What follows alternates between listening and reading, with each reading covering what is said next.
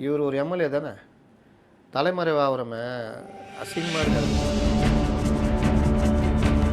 அப்புறம் ஐயா உட்கார வைக்கவா, உள்ள தள்ளவா, அனுப்பிச்சிடவா, அது ஒரு சத்துணவு போடுறது தான் அந்த அம்மாவிட்ட. ஆமாம், முட்டையை காமி. இந்த விவகாரங்களில் எங்களை ஒன்றும் பண்ண முடியாது.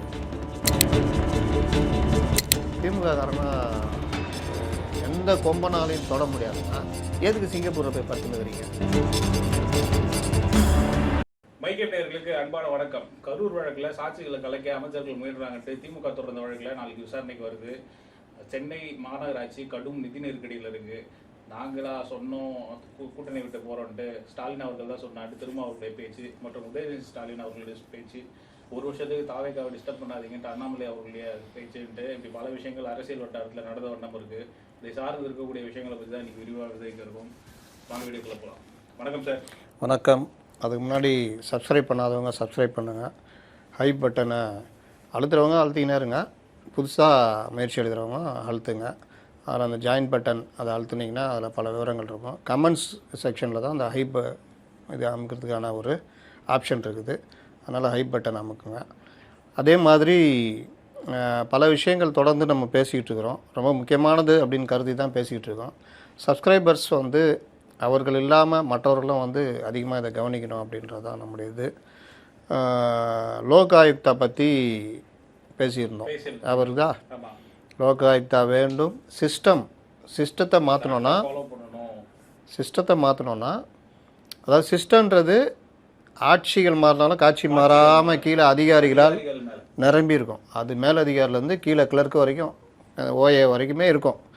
இந்த சிஸ்டம் என்ன போட்டால் என்ன அப்படின்னு நீங்கள் ஒரு சின்ன உதாரணம் சொல்லணுன்னா, இந்த பாட்டில் எவ்வளோ 340, நீங்கள் எவ்வளோ வாங்குறீங்க 360. கவர்மெண்ட்டு 10 ரூபா வாங்கினா சஸ்பெண்ட் பண்ணுவது, நீ 20 ரூபா வாங்குற. உங்களுக்கெல்லாம் தெரியாதா? இல்லையா, கவர்மெண்ட் எங்கள்கிட்ட சொல்ல இந்த தெனாவட்டு பேச்சு. அதுக்கப்புறம் இவ்வளோ கூலிங்காக கொடுக்குறோமே அதுக்கு தரமாட்டியா அப்படின்றது. இன்னொருத்தர் சொல்கிறாரு, இவங்க என்ன சொல்லுவாங்க தெரியுமா, அட்டை பாக்ஸு கொடுக்கணும், லோடு மேனு கொடுக்கணும், அது இதுன்னு கதை விடுவாங்க. பார்த்தியா, இவர் தான் எங்களை கரெக்டாக புரிஞ்சு வச்சுருக்காரு அப்படின்னு அந்த டாஸ்மார்க்கில் இருக்கிறவங்க பேசுகிறாங்க. இது நீங்கள் மேலோட்டமாக பார்த்தா பாவமாக தெரியும் அவங்க இதுன்னு. அவர்களை பாதிக்கக்கூடாதுன்னு நம்ம சொல்கிறோம். அந்த அட்டை பாக்ஸு, இந்த செலவு எல்லாத்தையும் அரசு தான் செய்யணும். அந்த காசையும் கணக்கு எழுதி எடுத்துக்கிட்டு இவர்கள் தலையில் போட்டு நீங்களும் வசூல் பண்ணிங்கன்னு சொல்லிட்டு வசூல் பண்ணது போக மீதி அங்கே வரணுன்றது தான் இவ்வளோ நாள் நடந்த விவகாரம்.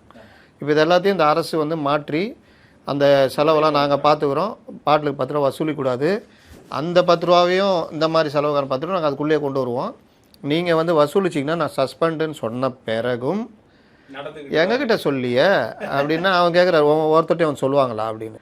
அப்போ இது இல்லாமல் கீழே லஞ்ச ஒழிப்புத்துறை சின்ன புகாராக இருந்தால் நடவடிக்கை எடுக்கிறது, அதெல்லாம் சொல்லும்போது தான் லோக் ஆயுக்தா பற்றி சொல்லியிருந்தோம். ஆமாம், லோக் ஆயுக்தா நமக்கும் கர்நாடகாவுக்குமே எவ்வளோ வித்தியாசம் இருக்குது. கர்நாடகாவில் தான் உண்மையிலே லோக் ஆயுக்தாவுடைய ஃபுல் பவர் இருக்குது. லோக் ஆயுக்தா போலீஸ்னே வச்சுருக்காங்க, அதெல்லாம் சொன்னோம். இங்கேயும் லோக் ஆயுக்தாவை பலப்படுத்தணும் அப்படின்னு ஒரு சின்ன உதாரணம். போன இது அதிமுக ஆட்சியில் நடந்த இந்த பஸ் ஸ்டாண்டு நிறுவனத்தில் நடந்த மாநகராட்சி ஊழல் பற்றி இன்றைக்கி அறப்போர் இயக்கம் சொல்லியிருக்காங்க. அப்போ இந்த மாதிரி விவகாரங்கள்லாம் தூய சக்தின்னு சொன்னால் அதில் உடனே அவங்க போடாமல் வச்சுருந்தாங்க. ஏன்னா அவங்களுக்குள்ள ஒரு உறவு இருந்ததுனால இல்லை. இப்போ நீங்கள் வந்துட்டீங்களா, இந்தாங்க கொடுக்குறோம் பண்ணுங்கன்னு கேட்குறாங்க. ராம்சார் மேட்ரை எடுத்து நடவடிக்கை எடுக்கணும். அப்போ இதெல்லாம் எடுத்தால் தான் உண்டு, சொல்லிவிட்டு அப்படியே கடந்து போகிறதுலாம் இருந்தால் சரியில்லை அப்படின்னு. அப்போ இதுக்கு லோக் ஆயுக்தா இருந்ததுன்னா அது பார்த்துக்கும் அந்த வேலையை, அது ஒரு தனி பாடியாக இருக்கும். அதை நம்ம வலியுறுத்தியிருந்தோம். இன்றைக்கி ஒருத்தர் கோர்ட்டுக்கு போயிருக்காரு, வழக்கு போயிட்டுருக்காரு, பொதுநல வழக்கு. லோக் ஆயுக்தாவை ஸ்ட்ராங் பண்ணணும், முறைப்படுத்தணும், ஸ்ட்ராங் பண்ணணும், பதில் சொல்லுங்கன்னு நோட்டீஸ் அனுப்பிச்சிருக்காங்க தமிழ்நாடு கவர்மெண்ட்டுக்கு. அதனால் இன்றைக்கி நம்ம வைக்கிற பல கோரிக்கைகள் நிறைவேறிட்டு இருக்குது. கூடுதலாக தமிழக முதல்வர் காவல்துறையை கையில் வச்சுருக்க முதல்வருக்கு நான் ஒரு கோரிக்கையை இந்த இது மூலிமா வைக்கிறேன். என்னென்னா, கடந்த அதிமுக ஆட்சியில் சென்னை மாநகராட்சி சென்னை காவல்துறையுடைய ஆணையராக ஏகே விஸ்வநாதர் இருந்தார். அந்த பீரியடில் தான் சென்னையில் 2,50,000 சில்லற சிசிடிவிகள் பொருத்தப்பட்டது. சைனாவுக்கு பிறகு சென்னை சிட்டி தான், சைனாவில் ஒரு நகரத்தை தவிர சென்னை சிட்டி தான் அடுத்து உலகத்திலேயே பெரிய அளவில் சிசிடிவி கேமராக்கள்ன்ற ஒரு பேர் இருந்தது. ஸ்காட்ச் விருதெல்லாம் கொடுத்தாங்க. அப்போது இந்த எப்படி 2.5 லட்சம் மேலே கேமராக்கள் சாத்தியமாச்சு அப்படின்னா, போலீஸு எல்லா இடத்துலையும் ஒரு மேண்டேட்டரி மாதிரி கொண்டு வந்தாங்க. வணிக நிறுவனங்கள், பெரிய பெரிய அப்பார்ட்மெண்ட்டுகள் எல்லாமே கேமரா நிறுவனம், சிசிடிவி கேமரா நீங்கள் போடணும்னு. போலீஸ் போட்டது ஒரு 60,000 அப்படி தான் இருக்கும். மீதி எல்லாம் அந்த மாதிரி சேர்ந்தது தான். அப்போது புதிதாக வந்திருக்கு இந்த அரசு குற்ற எண்ணிக்கையை குறைக்கணும். இந்த செயின் ஸ்நாட்ச் மறுபடியும் ஆரம்பிச்சிட்டாங்க. அப்போ குறைக்கணும் அந்த மாதிரினா இப்போ மறுபடியும் என்ன ஆகுதுன்னா காவல்துறையுடைய சிசிடிவி கேமரா தாண்டி மற்ற இடங்களில் கேமரா வைக்கணுன்ற ஒரு விழிப்புணர்வே இல்லாமல் இருக்குது. ஒரு பெரிய அப்பார்ட்மெண்ட்டு எனக்கு தெரிஞ்சு நான் 2-3 இடத்துல பார்க்குறேன். கோடிக்கணக்கில் ஒவ்வொருத்தரும் அந்த ஒரு அப்பார்ட்மெண்ட்டை ஒரு ஃப்ளாட்டை கோடிக்கணக்கில் இருக்கும். ஓனர்ஷிப் அப்பார்ட்மெண்ட்டு கேமராவே இல்லை. அப்போது இந்த மாதிரி இடங்களில் சிசிடிவி கேமரான்றது அதிகபட்சம் 20,000 ரூபா ஆகும். ஒரு 4-5 கேமரா வெளியில் பொருத்தணும்னு. காவல்துறை இதை வலுக்கட்டாயமாக நீங்கள் பொருத்தணுன்றதை கோரிக்கையாக வைக்கணும். சென்னை மாநகராட்சி இது மேண்டேட்டரியாக கொண்டு வரணும். சொத்து வரி இந்த மாதிரி வரணும்னா இதெல்லாம் பண்ணணும் அப்படின்னு. இது சட்டம் ஒழுங்குக்கு பெரிய ஒரு இது வரப்பிரசாதமாக அமையும். வணிக நிறுவனங்கள் கண்டிப்பாக சாலையை பார்த்த மாதிரி இருபுறமும் சிசிடிவி கேமரா வைக்கணும் அப்படின்னு. முன்ன இருந்துச்சு. டீ கடையில் எல்லாத்துலேயுமே வலுக்கட்டமாக வச்சு டிஸ்பிளே வச்சு காமிக்கணும்னு சொல்லிட்டு போவாங்க. அப்போ மிரட்டுறாங்கன்னாங்க. இது ரொம்ப சேஃப்டியாக இருந்தது. செயின் பறிப்புலேருந்து எல்லாம் குறைஞ்சிது. அதனால் இதை சென்னையில் அதிகப்படுத்தணும். சென்னைன்னு இல்லை, தமிழகத்தினுடைய அனைத்து இடங்கள்லையும் இந்த இதை கொண்டு வரணும். நிறுவனங்கள் கண்டிப்பாக வைக்கணும். சிறு நிறுவனங்களில் வைக்கிறதுக்கு வற்புறுத்தணும். டீ கடைகள் இதுலேயும் இதை மேண்டேட்டரி ஆக்கணும். அப்பார்ட்மெண்ட்டுகள் எல்லாத்துலேயுமே இதை கொண்டு வந்தால் மழைநீர் சேகரிப்பு மாதிரி இது ஒரு அவசியமான ஒரு இது. அவங்களுக்கும் பாதுகாப்பு, காவல்துறைக்கும் ஃபுட்டேஜ் கிடைக்கும். இன்னும் பல விஷயங்களில் இதாக இருக்கும்.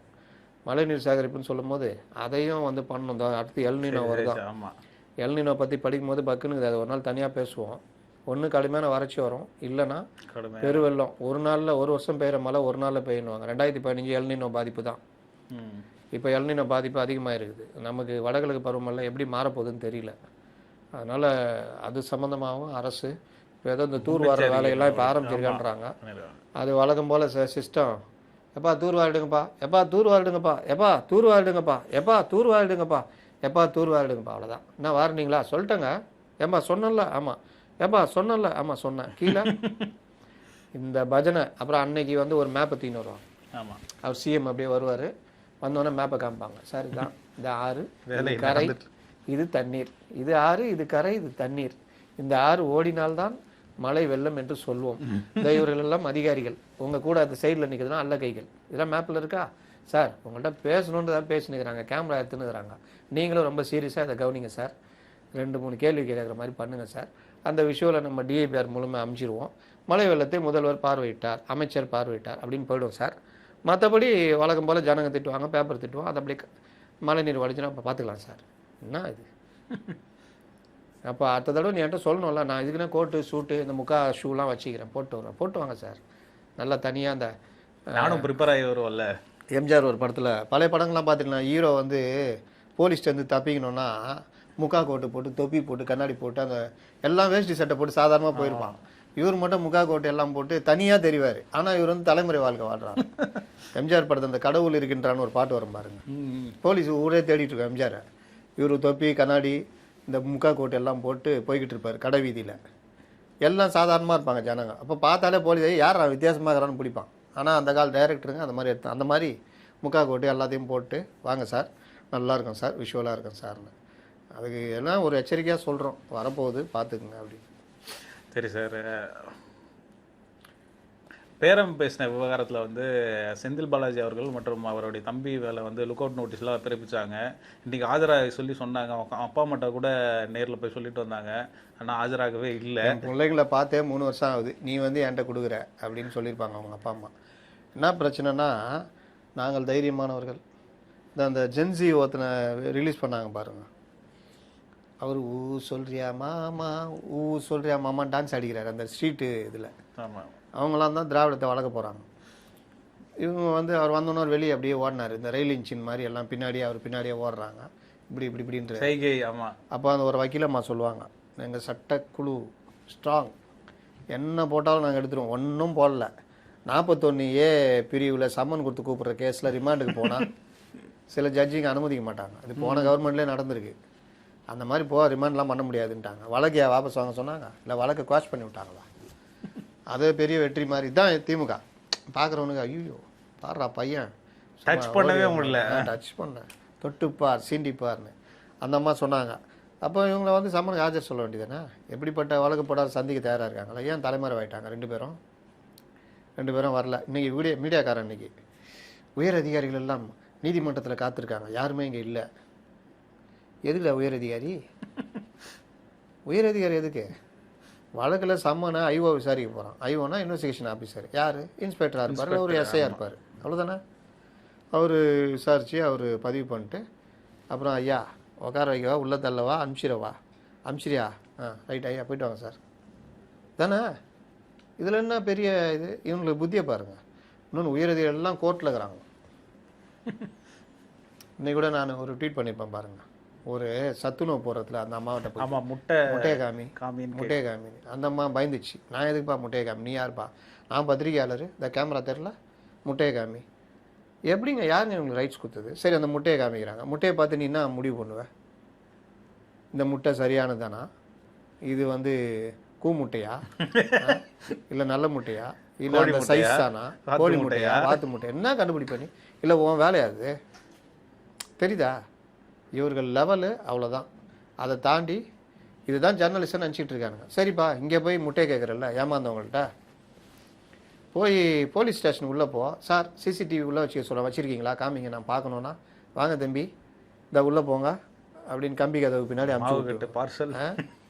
என்ன எங்கே போய் கேட்ப நீ? ஸ்டார் ஹோட்டலில் போய் கேட்பியா? இந்த நடைமுறைகள்லாம் பின்பற்றுகிறீர்களா? சமையல் அறையை நாங்கள் பார்க்கணும். கறியெலாம் 5 நாள் கறியை வச்சுக்கிறீங்களாமே, அந்த ஃப்ரீசர் ரூமை திறந்து காட்டுங்க, கேட்பீங்களா? காட்ட சொல்லுவியா? எங்கே அடித்தா கேட்க முடியாது, அங்கே தானே சார் போவோம். அங்கே போய் முட்டை இதுதான் ஜர்னலிஸ்ட்னு சுற்றினுக்கிறானுங்க. விபச்சார தடுப்பு பிரிவுன்னு ஒன்று இருக்குது. எவ்வளோ பேர் சார் பிடிக்கிறீங்க ஒரு நாளைக்கு? பெரிய ஆட்கள் யாராவது பிடிச்சிங்களா? ஏன் சார் 5 வருஷமாக, போன 5 வருஷமும் பிடிக்கல, இந்த 5 வருஷமும் பிடிக்கல, என்ன சார் விஷயம்? எங்கேயுமே நடக்கலையா சார்? தமிழ்நாடு அவ்வளோ நல்லா ஆயிடுச்சா சார்? கேட்க வேண்டியதானே. கஞ்சா பிடிச்சிங்களா? ஒரு நாளைக்கு எவ்வளோ கஞ்சா பிடிச்சிங்க? சீஸ் பண்ண கஞ்சாலாம் எங்கே வச்சுக்கிறீங்க, காமிங்க, கேட்பியா போய்? என்ன கதை? ஜர்னலிஸ்ட்னு சுற்றினுக்கிறானுங்க. இந்த விவகாரங்களில் எங்களை ஒன்றும் பண்ண முடியாது. திமுக காரணம் எந்த கொம்பனாலையும் தொட முடியாதுன்னா எதுக்கு சிங்கப்பூரில் போய் படுத்துனுக்கிறீங்க? உங்களுக்கே இங்கே ஹாஸ்பிட்டல் இருக்குது, இல்லை உங்கள் நண்பர் ஜெகத்ராஜனுக்கு பெரிய ரேலாக இருக்குது, இல்லை அப்போலோ இருக்குது, எதுக்கு அங்கே போய் படுத்துனுக்கிறீங்க? இவர் ஒரு எம்எல்ஏ தானே, தலைமறைவாகிறமே அசிங்கமாக இருக்காது? உங்களுக்கு சம்மந்தமே இல்லைல்ல, உங்களை எஃப்ஐஆர்லேயும் போடல, வந்து ஆஜராகிட்டு யாரை பார்த்து கேட்கிறாய் கிஸ்தி, எதற்கு கேட்கிறாய் வட்டின்னு கேட்டு போக வேண்டியதானே? வெளியில் வந்து இப்படி பண்ண வேண்டியதானே? அதனால் இப்போ அவரையும் அந்த இதில் சேர்த்துருவாங்களா? தலைமுறை குற்றவாளின்னு அறிவிச்சா எவ்வளோ பெரிய அசிங்கம் தான் திமுகன்றது. சரி சார், கரூர் சம்பவத்தில் வந்து சாட்சிகளை வந்து மறைக்க பார்த்தாங்கன்ட்டு அமைச்சர்கள் மேலே திமுக தொடர்ந்த வழக்கில் நாளைக்கு விசாரணை வருது. சாட்சிகளை மறைக்க பார்த்தாங்கன்னு இல்லைங்க, அந்த சாட்சிகளை குழப்புறது, பிரெயின் வாஷ் பண்ணுறேன். நான் கூட என்னுடைய இதில் போட்டிருந்தேன், தீதும் நன்றும் பிறர் தர வாரா எது ஒன்றும் இருந்தவங்களை சொரிஞ்சு விட்டாங்க. உன் வாழ்க்கை உன் கையில். மைக் கிடைக்குது இது பண்ணுறதுக்காக எனக்கு என்னெல்லாம் பேசக்கூடாது. ஆதவ அர்ஜுனா வந்து நான் திரும்ப நான் சொல்லிக்கிட்டு இருக்கிறது தான், பதவி வரும்போது பணிவும் வரணும், துணிவும் வரணும். துணிவு எங்கே வரணும்?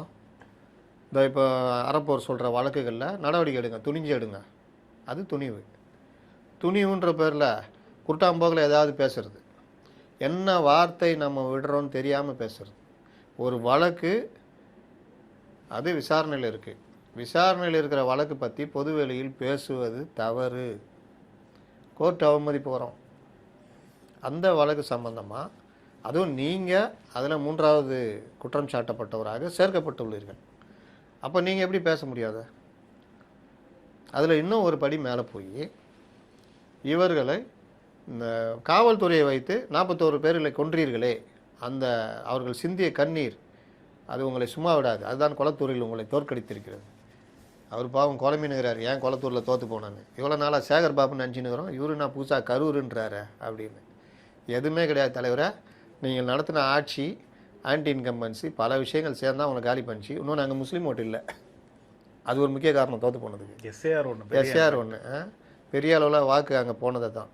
இந்த மாதிரி பல காரணம் இருக்குது. இவருக்கு அந்த கண்ணீர் வந்து இங்கே ஈரம் காய்வதற்குள் இவர் காலி ஆகிட்டாருன்னு சொல்கிறாரு. சரி நீங்கள் அதெல்லாம் சொல்லுங்கள். காவல்துறையை வைத்து கொன்றீர்களேன்றது எப்படி பொதுமைப்படுத்த முடியும்? காவல்துறையவே அசிங்கப்படுத்துகிற மாதிரி. அசிங்கப்படுத்துகிற மாதிரிலாம் அது. காவல்துறை தன் பணியை செய்யலை. இப்போ அண்ணாமலையில் என்ன சொல்கிறாரு? என்ன பண்ணீங்க? காவல்துறைக்கு பொறுப்பு இல்லையா? அந்த க்ரௌடு மேனேஜ்மெண்ட் உங்களுக்கு தெரியாதா? அது எப்படி கையாளணும் தெரியாதா? எத்தனை காவல் அதிகாரிகள் நீங்கள் இந்த விஷயத்தில் சஸ்பெண்ட் பண்ணீங்க? இந்த மாதிரி கேள்விலாம் கேட்குறது. இதுதான் கேட்க வேண்டியது. இப்போ நீங்கள் வந்து குற்றம் சாட்டப்பட்டு இருக்கீங்கன்னா, நீங்கள் இந்த மாதிரி பகிரங்கமாக பொதுவெளியில் இப்படி பேசுகிறீங்கன்னா, நீங்கள் வந்து இப்போ அவங்க போய் அங்கே வாதம் என்ன வைப்பாங்க? சார், இவர் அரசுடைய முக்கியமான அமைச்சராக இருக்கார், இவர் என்ன பேசினாலும் எல்லாத்துலேயும் பதிவாகும், இவர் இதில் குற்றம் சாட்டப்பட்டிருக்கார், இவர் அந்த கரூர் மக்களுடைய மனதை மாற்றும் வண்ணம் அவர்கள் மனதில் குழப்பத்தை ஏற்படுத்தும் விதமாக 41 பேர் கொலைக்கு காவல்துறையை முந்தைய அரசு ஏவி கொலை செய்திருக்குன்னு இவர் பேசுகிறாரு. இது சாட்சிகள் மனதில் ஒரு குழப்பத்தை ஏற்படுத்தும். ஓ, இது உண்மையாக இருக்குமோ அப்படின்னு அவர்கள் தவறாக அதை எடுத்துக்கொண்டு சாட்சியை சொல்கிறதுக்கு வாய்ப்பு இருக்கிறது. அப்போ இவர் வந்து ஒரு இதை அலிபியை கிரியேட் பண்ணுறாரு, இவரே உருவாக்குறாரு. இது இந்த வழக்கின் போக்கை விசாரணையை பாதிக்கும். இன்னொன்று கணக்கு தீர்க்கணும்னு சொல்கிறாரு. அப்போ வந்து இவர் என்ன பண்ண விரும்புகிறாரு? இந்த மாதிரிலாம் கேட்டாங்கன்னா நீதிமன்றம் கேட்கும். அதுக்கு அவர் விளக்கம் சொல்லுங்கன்னு கேட்டால் விளக்கம் சொல்லணும். எந்த அடிப்படையில் காவல்துறை கொன்றதுன்னு சொல்கிறீங்க சொல்லுங்கன்னு கேட்டால் என்ன பண்ணுவீங்க? நயினார் நாகேந்திரன் போன மாதம் வரைக்கும் செந்தில் பாலாஜி கொண்டார் அவர் உளறி இருந்தார். உளறி இருந்தார். இப்போ என்ன சொல்கிறாரு? விஜய் லேட்டாக போனதும் ஒரு காரணம். ஏன்பா இது அன்றைக்கே எடப்பாடி என்ன க்ளீனாக சொன்னாரா இல்லையா? விஜய்க்கும் அரசியல் கட்சிக்கும் பொறுப்பு இருக்குது, விஜய்க்கும் பொறுப்பு இருக்குது. அதே நேரம் காவல்துறைக்கும் அரசுக்கும் பொறுப்பு இருக்குது. அவர்கள் தங்களுடைய பொறுப்பை உணர்ந்து செயல்பட்டு இருந்தால் இதை தவிர்த்திருக்கலான்னார். கரெக்டான ஸ்டேட்மெண்ட்டு. நீங்கள் என்னைக்கு எழுப்பி கேட்டாலும் என்ன பண்ணாலும் இந்த ஸ்டேட்மெண்ட்டை யாரும் தப்பு சொல்ல மாட்டாங்க. அண்ணாமலையும் கிட்டத்தட்ட அதே தான் பேசினார். அவர்களுக்கு தெரியும், கண்டபடி மைக் கொடுத்தா வளர்றது, இல்லாட்டி எவனாவது எதாவது எழுதி கொடுத்தா அதை அப்படியே பேசிடுறது, இந்த மாதிரிலாம் இருக்கிறதுல தான் சிக்கல் வர்றது. அப்போ இன்றைக்கி நயினார் வளர்றாரு. நயினார் இன்றைக்கி ஸ்டேட்மெண்ட்டு மாற்றி சொல்கிறாரு. அவர் லேட்டாக வந்ததும் ஒரு காரணம். ஆமாம், அவர் லேட்டாக வந்ததும் ஒரு காரணம் தான். எல்லாத்தையும் நீங்கள் கரெக்டாக அப்போவே சொல்லணும். ஏன் செந்தில் பாலாஜி கொலை பண்ணார்? நீங்கள் என்ன ஆதாரம்னு செந்தில் பாலாஜி ஒரு டிஃபேமேஷன் போட்டார் வச்சுக்கோங்க. என்ன சொல்லுங்கள், நான் கொலை பண்ணதுக்கு என்ன ஆதாரம் இருக்குது? எப்படி நீங்கள் சொல்லலாம்? இதுக்கு விளக்கம் தரணும்னு கேட்டால் என்ன பண்ணுவார்? இந்த மாதிரி வாய்ப்பளித்ததோ மாங்காய் பொழித்ததோ அந்த கதையில் தான் அண்ணா வாய விட்டாப்புல. இன்னொரு என்ன பண்ணுறாரு? நாங்கள் தான் உண்மையான அதிமுகன்றார். டேய், அவன் தாவேகான் தான் ஓட்டு போட்டான் ஜனங்க. அங்கே போயிட்டு நாங்கள் தான் அதிமுகன்னு என்ன கணக்கு? இதுக்கு எண்டே இல்லையா? திரும்ப திரும்ப பேசுறது. இது உடைய விளைவு. இந்த வழக்கில் இதுடைய முக்கியத்துவத்தை கருதி நாங்கள் உடனடியாக விசாரணைக்கு எடுத்துக்கிறோம்னு சுப்ரீம் கோர்ட்டு சொல்லுது. சொல்லனாலும் சொல்ல வைப்பாங்க திமுக. அவங்களுடைய அந்த சட்ட குழு வந்து அவ்வளோ ஸ்ட்ராங். லீவில் இருக்குன்னு நினைக்கிறேன்ல சுப்ரீம் கோர்ட், இந்த கோடை விடுமுறையில் இருக்குன்னு நினைக்கிறேன். சிறப்பு வழக்காக அதை எடுத்து. ஆமாம், அங்கே வந்து ஜூன் மேலே தான் ஆரம்பிக்கும் அது விடுமுறை. அப்போது அந்த மாதிரி ஒரு விஷயம். அப்போ இவர்கள் எந்த அளவுக்குன்றத திமுகவுடைய அந்த வாதத்தை வந்து புரிஞ்சிக்கணும், எந்த அளவுக்கு இது சீரியஸாக கொண்டு போகணும் அப்படின்னு. இன்னொன்று, இவர் கரூருக்கு போகிறது இப்போ கட்டாகுமா இல்லையா? சாட்சியை கலைக்கிறான்னு சொல்லுவாங்களே. ஆமாம், கண்டிப்பாக சொல்லுவாங்க. சாட்சிகளை தன்வயப்படுத்துகிறார். அவர்களுக்கு சலுகை செய்து அவர்களை சந்திப்பதன் மூலம் அவர்களை தன்வயப்படுத்தி வழக்கின் போகை திசை திருப்புகிறார். ஈஸியாக கொண்டு போவாங்க. அதானே உண்மை. இப்போ ஒரு சம்பவம் நடந்துருக்குது, யார் காரணம்? ஆக்சிடென்ட் பண்ணிட்டேன். இது ஆக்சுவலாக ஆக்சிடென்ட் கேஸ் தானே. நான் ஆக்சிடென்ட் பண்ணி ஒரு பாத யாத்திரை போனவங்க மேலே காரை விட்டேன், 5 பேர் செத்து போயிட்டாங்க. நான் வந்து அதுன்னு சொல்கிறேன். அங்கே என் கூட இருக்கிறவர் சொல்கிறாரு, அங்கே இருக்கிற டிராஃபிக் போலீஸ் தான் கொண்டுட்டாங்க அப்படின்னு ஒருத்தர் சொல்கிறாரு. அது ஒரு பிரச்சனை. இப்போ நான் வந்து என்ன பண்ணுறேன், அந்த குடும்பத்தை போய் பார்த்து அந்த குடும்பத்துக்கு வேண்டியதெல்லாம் பண்ணி கொடுக்குறேன். அப்போ அவன் என்ன பண்ணான், வழக்காடுறவங்க இந்த பாருங்கள் சாட்சிகளை கலைக்கிறாரு. உண்டா இல்லையா? இப்போ அதனால் இவர் கரூரில் போய் அந்த ஃபங்க்ஷனை நடத்த முடியாது. கரூருக்கு போயிட்டு வரலாம், அவர்களை சந்திக்கிறதும் மற்றதுக்கோ கோர்ட்டு தான் இப்போ முடிவு பண்ணணும். இதுதான் பிரச்சனை. சரி, கவர்னர் சந்திச்ச விவகாரத்தில் நயினார் சந்திச்சாரு. பேக் டு பேக் திமுக அதிமுகன்ட்டு கண்டினியூஸாக போயிருக்காங்க. கவர்னரே வேணாம், ஆட்டுக்கு தாடி அப்படின்ட்டு திமுக சொன்னாங்க. ஆனால் பார்த்தா எல்லாருமே போய் சந்திச்சிருக்காங்க. இது இப்போ தெரிஞ்சா ஜனநாயகத்தில் கவர்னர் எவ்வளோ தேவைப்படுறாருன்னு. ஆட்டுக்கு தாடி எங்களுக்கு தேவையில்லை, கவர்னரை நீக்கணும். கவர்னர் அதிமுகலாம் அப்படி சொல்லலை. அவங்க சந்திக்கிறாங்கன்னா அவங்க பிரச்சனை. திமுக தான் சொன்னாங்க. இவங்க தான் ஓவர் பேச்சு. அது தேவையில்லை. எதுக்கு? அண்ணா சொன்னார், அண்ணா சொன்னால் அப்படியே சாஸ்வதமா? அட்டுக்கு தாடி எதுக்கு? அண்ணா அந்த கான்ஸ்டியூஷன் அண்ணாவுக்கு தெரியும் எல்லா விஷயத்தையும். அவர் எப்போ தேவையோ அப்போ மாற்றி சொல்லுவார். கான்ஸ்டியூஷன் எடுங்க, அதுடைய இதுடைய அவர் ரெப்ரஸன்டேட்டிவ் அவர். அது கவர்னர் எல்லாம் நீ நாளைக்கு ஒரு இது தீர்மானம் போடுவேன், நமக்கென்று தமிழகத்துக்கு என்று தனியாக கப்பற்படை, இலங்கையோட போர் சட்ட தீர்மானம் நிறைவேற்றி நீ ஏன் நிறைவேற்றிக்கோ? நிறைவேற்றிக்கலாம்ல. இல்லை யாராவது ஒருத்தரை இவர் எம்எல்ஏ, அதாவது நாங்களே எம்எல்ஏ நியமித்து கொள்ளலாம் அப்படின்னு ஒரு 5 பேர் வந்து சேர்ந்தவுடன் அவர்கள் எம்எல்ஏ அங்கே ராஜினாமா பண்ணிட்டு வந்தோன்னா இங்கே உடனே நாங்கள் எம்எல்ஏ பதவியை முதல்வரே தருவது என்னென்ன பண்ணலாமா? அப்புறம் எது கவர்னரு? ஏன்பா என்ன இது சட்ட திருத்தம்? நான் பைத்தியகாரத்தனமாக இருக்குது. இல்லை நாங்கள் எல்லாம் நீ எல்லாம் நியமிச்சா நிறைவேற்றிடணுமா? கான்ஸ்டியூஷன் ஒன்றும் இல்லை, ஜனாதிபதி அமைச்சிடறான், அங்கே போய் கேட்டுக்க போ. இதுதான் கவர்னர். அது திருப்பி அமிச்சா மறுபடியும் நிறைவேற்றி அமிச்சிட்டான்னா அவர் கையெழுத்து போடணும், அதுவும் கான்ஸ்டியூஷனில் இருக்குது. அதனால போ ஜனாதிபதியை போய் கேட்டுக்கோ அப்படின்னு. அப்போ இந்த மாதிரி இந்த கூத்தெல்லாம் பண்ணாங்கல்ல, அந்த பல்கலைக்கழகங்கள் வேந்தர்களை நாங்களே நியமிக்கிறோம். அப்போ அதில் எல்லாம் இதுதான் மணி மேட்டர் தான். அப்புறம் அவங்க இஷ்டப்பட்ட ஆளை வச்சுக்கலாம், என்ன வேணால் பண்ணிக்கலாம். இதுதான். சரி சார், இது தாவேக்காவை எதிர்க்கிறதுன்ற விஷயத்தில் இப்போ கவர்னர் சந்திச்சதாகட்டும் 3 பேருமே ஒன்றா சேர்ந்துட்ட மாதிரி தானே தோணுது. ஆமாம், அப்படி தான் சுற்றினுக்குறாங்க. வேறு என்ன பண்ணுறது? உனக்கு நானே எனக்கு நீயே எல்லாரும் ஒரு படத்தில் மிஸ்யம்மாவில் பாடுவாங்க, உனக்கு நீயே எனக்கு நான், அந்த மாதிரி ரகசிய கூட்டு வெளியே தெரியும். அதில் நயினார்லாம் ரொம்ப எல்லாருக்கூடையும் நண்பர், எல்லாருக்கும் நண்பர் அவர், தாவேக்கா தவிர. சரி சார், தாவேக்கானால வந்து அதிமுக பாதி அதிமுக கொண்டு போயிட்டாங்க, திமுகவை அசைக்க முடிஞ்சதா? திமுக வந்து பிரிக்க நினைக்க முடிஞ்சதா? கலைராஜன் போனார்னு நினைக்கிறேன், உதயநிதி அவர்கள் சொல்கிறாரு. அவர் பாவங்க யாராவது எழுதி கொடுத்தா படிச்சுன்னே இருப்பார். அதிமுகவில் பாதியை கொண்டு போயிட்டாங்களா? எங்கே பாதியை கொண்டு போயிட்டாங்க? எங்கே அதிமுகவினால் வாழ்வு பெற்றவர்கள், அமைச்சர்களாக அதிமுகவால் அடையாளம் காட்டப்பட்டவர்கள், அதிமுகவால் வளர்ந்தவர்கள், எங்களால் அமைச்சர் பதவி இல்லாமையே இருக்க முடியாது அப்படின்ட்டு இன்னும் சில உட்கட்சி பிரச்சனைகள் காரணமாக ஓடி போயிட்டாங்க. நீ உண்மையிலேயே அதிமுக காரணம் இருந்தால், அதிமுக இவ்வளோ இக்கட்டில் இருக்கும்போது நீ இருந்துல அந்த கட்சியை 2வது இடம் 3வது முதலிடத்துக்கு கொண்டு வரணும். தலைவரே தப்புப்பா, பொதுச் செயலாளர் தப்பாக முடிவெடுக்கிறாரு, அதை கட்சிக்குள்ளே இருந்துல திருத்த பார்க்கணும். நம்ம வீட்டில் பிரச்சனை, அப்பா சரியில்லை, வீட்டு விட்டு வெளியே போயிடுவோமா போடா அப்படின்ட்டு பேசி வீட்டுக்குள்ளே இருந்தால் சரி பண்ண பார்ப்போம். பையன் சரியில்லை, அப்பா பையனை வீட்டை விட்டு தொத்தி விட்டுருவாரா? திருத்தி சரி பண்ண தான் பார்ப்பாங்க. அதை விட்டுட்டு அனுபவிக்கிற வரைக்கும் அனுபவிப்போம், அனுபவம் முடிஞ்சோடனே வீட்டை விட்டு நாங்கள் வெளியே போயிடுவோம். கேட்டால் சரியில்லை, அதிமுக திமுகவோட கூட்டணி வைக்க பார்க்குது, அதிமுக திமுகவோட கூட்டணி வைக்க பார்க்குது, உங்களுக்கு பிடிக்கல? அதிமுக திமுகவோட கூட்டணி வைக்க உங்களுக்கு பிடிக்கல? நீங்கள் அது வந்து எதுக்காக அதிமுகவை நீங்கள் அவ்வளோ நேசிக்கிறீங்க? நான் நேசிக்கிற அதிமுகவை கொண்டு போய் திமுகவோட கூட்டணின்ற மாதிரி அம்மாவுடைய கருத்துக்கு எதிராக பண்ணுறியான்னு, ரைட்டு. அப்போ நீங்கள் எங்கே போகிறீங்க? தாவேக்கா போகிறோம். ஏப்பா அதிமுகவை கை விட்டு போகிறீங்க, அதை பற்றி எங்களுக்கு என்ன கவலை இருக்குது? அங்கே போயிட்டு என்ன பேசுகிறீங்க? அதிமுக அழிவ போகிறது, அதிமுக ஒளிந்தது. அப்புறம் அது திமுக கூட போனால் எங்கே போனால் உனக்கு என்னப்பா? நீ ஏன்பா வெளியே போன? இருந்தால் அமைச்சராக தான் இருப்பியா? பெட்டர் மார்க்ஸ் லைட்டே வேணுமா? இன்னும் சிலர் கேஸு மற்ற விஷயம் போயிட்டா பிரச்சனை இருக்காது. 12 வாரம் சமாளிச்சுட்டா போதும். கோர்ட்டு வேறு இப்போ ஆர்டர் போட்டுக்குது, ஆர்டர் போட்டு 12 வாரத்தில் விசாரிக்கணுன்ட்டு இருக்குது. இப்போ இவர் வெளியில் இருந்திருந்தாருன்னா அரசு வழக்கறிஞர் எப்படி சொல்லுவார், அங்கே வாதம் வைப்பார். இப்போ இவர் உள்ளே வந்துட்டார். இதற்கு பிறகும் தூய சக்தியுடைய அரசியல் வழக்கறிஞர்கள், அரசு வழக்கறிஞர்கள் ஸ்ட்ராங்காக வாதாடினாங்கன்னா உண்மையிலே பாராட்டலாம்.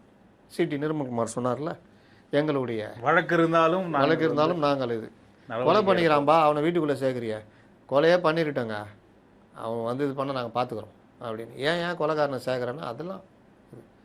அப்போது அதிமுகவுக்குள்ளே உட்கட்சி பிரச்சனை இருக்குது, பொதுச் செயலாளர் செயல்பாட்டில் உங்களுக்கு மாறுபட்ட கருத்து இருக்குது, நீங்கள் பெரிய கூட்டம் ஏன் செதறீங்கன்னு கேட்குறேன். உள்ளேருந்து போராடுங்க. சரி, இது முழுக்க அவங்க தான் செதறாங்களா இல்லை வெளிலேருந்து யாராவது செத வைக்கிறாங்களா? ஒரு பையன் ஒழுங்காக ஸ்கூல் காலேஜ் போய்கிட்டு இருக்கிறான், இன்னொருத்தன் கூப்பிட்டு போய் இவன் வந்து இவன் பாதையை தவறி கஞ்சா அது இதுன்னு அடிமையாகி போயிட்டான், அது பண்ணிட்டான். தப்பை யார் சொல்லுவீங்க? எல்லா பெற்றோரும் என்ன சொல்லுவாங்க, நல்லா இருந்தான் என் பையன், அது இல்லாத நாசகாரி வேலைலாம் செய்யும். ஆனால் இவங்க என்ன சொல்லுவாங்க, என் பையன் நல்லா இருந்தான், இவன் தான் கெடுத்தான் அப்படின்னா இது என்ன கதை? இது பையன் மேலே தான் தப்பு. பையன் மேலே தான் தப்பு. நீங்கள் எப்படி இருக்கணுன்றதை நீங்கள் தான் தீர்மானிக்கணும். இவர்களுக்கு எப்படி இருக்கணும் இவங்க தீர்மானிக்கிறாங்க. எப்படி நம்ம எதிர்காலம் நல்லா இருக்கணும், தாவேகாக்கு போனால் நல்லா இருக்கலாம், இது அவ்வளோதான். அப்போ அதிமுகவை பலி கொடுக்க தயாராகிட்டீங்க. அப்புறம் என்ன அதிமுக மேலே அக்கறைக்கிற மாதிரி பேசுகிறீங்கன்னு தான் நான் கேட்குறேன். உள்ளே இருந்து போராடுங்க. இந்த தலைமை சரியில்லைன்னா தலைமையை மாற்றுறதுக்கான போராட்டத்தில் ஈடுபடுங்க, இல்லை தலைமையை சரி பண்ணுற போராட்டத்துக்கு ஈடுபடுங்க. அதானே கரெக்டு. எல்லா தொண்டர்களையும் கை விட்டுட்டு அங்கே போயிட்டு நீங்கள் சொல்கிற வார்த்தை அதுதான் அதோட ஒரு இது.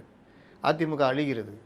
இனி செங்கோட்டையெல்லாம் மனுஷனா ஆளாக்கி 50 வருஷம் ஆளாக்கி கொண்டு வந்து 7-8 தடவை ஜெயிக்க வச்சு அமைச்சர் பதவி கொடுத்து எல்லாம் அழகு பார்த்த இயக்கத்தை இன்றைக்கி சந்தோஷமாக சொல்லிகிட்டு இருக்காரு அதிமுக அழிய போகுது, அதிமுக அழிவு நோக்கி செல்கிறது. ஏன் உனக்கும் அந்த எடப்பாடி பழனிசாமிக்கும் பிரச்சனைனா தனியாக போய் முட்டிக்குங்க.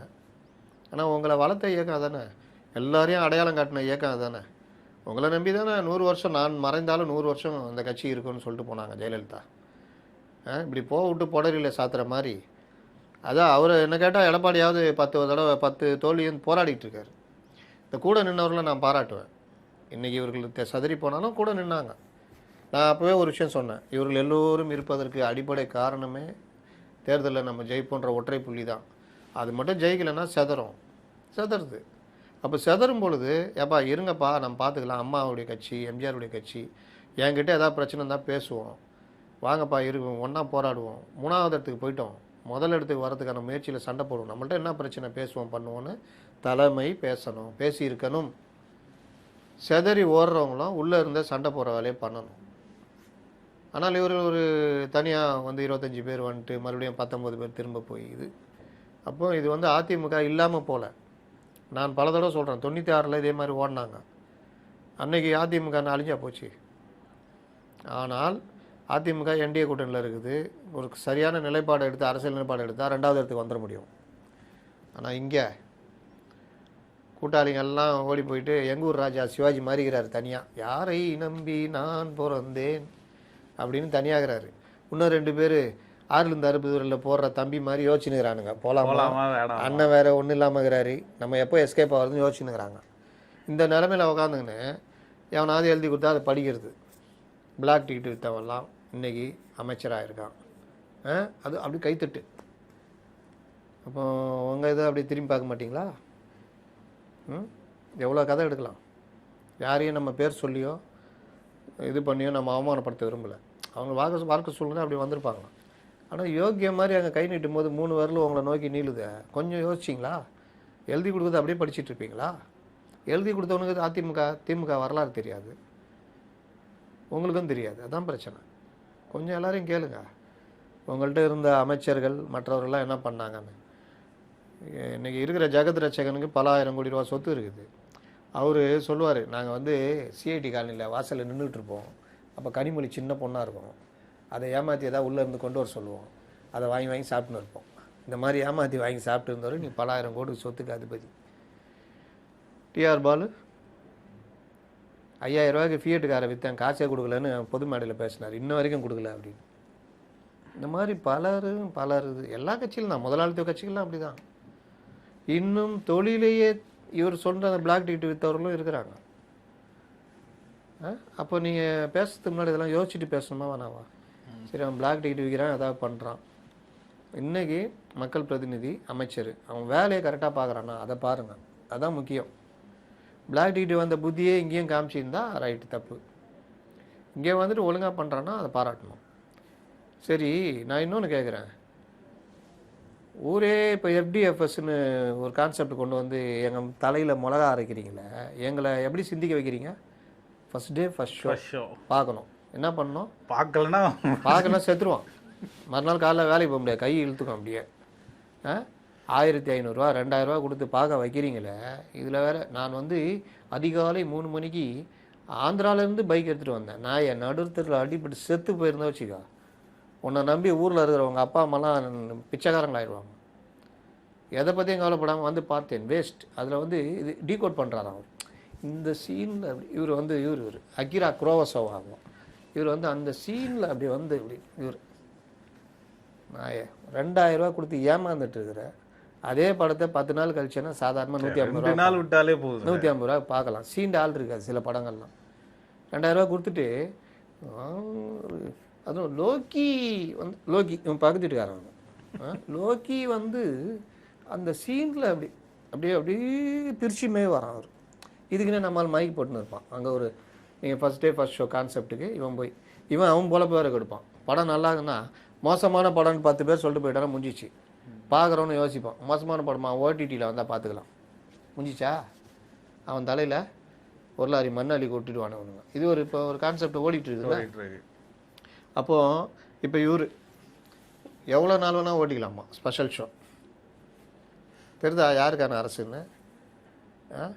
அவ்வளோ நாளும் நம்ம தலையில் மிளகா இருப்பான். சரி, அவ்வளோ நாளும் நீங்கள் வந்து ஃபஸ்ட் ஷோ மாதிரி கான்செப்ட் ஸ்பெஷல் ஷோ ஓட்டிக்குங்க, 5 காட்சி ஓட்டிங்க, தப்பே கிடையாது.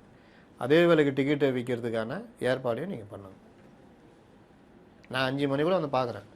அதே 150 ரூபா 200 ரூபாய்க்கு டிக்கெட் இருக்கட்டும். கரெக்டா? கரெக்டு தான். ஆனால் ஒன்று சொல்கிறேன், நீ எவ்வளோ நாள் ஒரு வாரம் கூட ஓட்டிக்கலான்னா 2 நாள் தான் இந்த இதெல்லாம் இருக்கும். 3ஆம் நாள் ரசிகனே வரமாட்டான். இங்கே போய் மைக் போட்டிக்கிறாங்களா அவனும் வரமாட்டான். ஆனால் போட வேலை இல்லை அப்படின்னு. அதனால இந்த மாதிரி சினிமா இதெல்லாம் அடிக்கிறீங்களா, இதுக்கு பேர் பிளாக் டிக்கெட் தானே. ஒருத்தவங்க வயிற்று பொழப்புக்கு 5 டிக்கெட்டை வாங்கி விற்றுட்டு ஒரு டிக்கெட்டு 20 ரூபா வச்சு 100 ரூபா எடுத்துக்கின்னு போய் என்ன வீடாக கட்ட போகிறான்.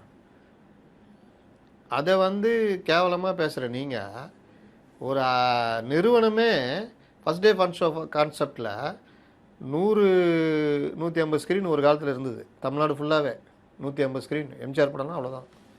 தேட்டரு அவ்வளோதானே இருக்கும். இன்னொன்று பொட்டி தானே. அப்போ சென்னை போன்ற பெரிய நகரங்களில் மட்டும்தான் மொதல் ரவுண்டு ஓடும், ரிலீஸ் ஆகும். அது கிராமத்துக்கெல்லாம் வர்றதுக்கு மாதக்கணக்கில் ஆகிடும். Second release, third release. இன்றைக்கி அப்படியே நடக்குது. 4000 ஸ்க்ரீனு, 3000 ஸ்க்ரீனு ரிலீஸ் ஆகிறது ஸ்ட்ரெயிட்டாக. நீங்கள் ஒரு படம் இப்போ எம்ஜிஆர் படம் ரிலீஸ் ஆகுதுன்னா 150 தேட்டரு, 3 காட்சி, 450 ஸ்க்ரீனு ஒரு நாளைக்கு. இன்றைக்கி 3000 ஸ்க்ரீன், 4000 ஸ்க்ரீனு. பார்த்தே ஆகணும். வர்றான், பார்க்குறான். இல்லை இந்த படம் டிக்கெட் இல்லையா, அந்த படத்துக்கு போயிடலாம். இவங்களால ஒன்றும் இல்லாத படம் கூட ஓடும். டிக்கெட்டை விட இந்த பைக் பார்க்கிங், கார் பார்க்கிங்கும் உள்ள போனால் சாப்பிட்டே ஆகணும். பாப்கார்ன் அதுவும் உலோ. நைட்டு சாப்பாடே தேவையில்லை, உலோ இருக்கும். அதை ஆளுக்கு ஒன்று வேறு வச்சு சாப்பிட்டு முடிச்சோன்னா அடுத்து ஐஸ்கிரீம். கௌரவ குறைச்சல் மாதிரி ஆயிடுச்சு சார். வாங்கி சாப்பிடாம வந்தா எல்லாம் பக்கத்தில் இருந்தால் நறுக்கு சாப்பிட்டு இருப்பான். அவன் கம்முன்னு உட்காந்து பார்த்துன்னு இருப்பான். பசங்களை கேட்கும்ல. அதுவும் நம்ம இது வீட்டுக்கு போனால், வீட்டோட போனால் அது வேணும் இது வேணும், முடிஞ்சிடும் கதை. அப்போது ஒரு பெரிய அமௌண்ட்டு இதில் முடிஞ்சிடும் தானே. இன்றைக்கி கான்செப்டாக போகுது. ஆமாம்.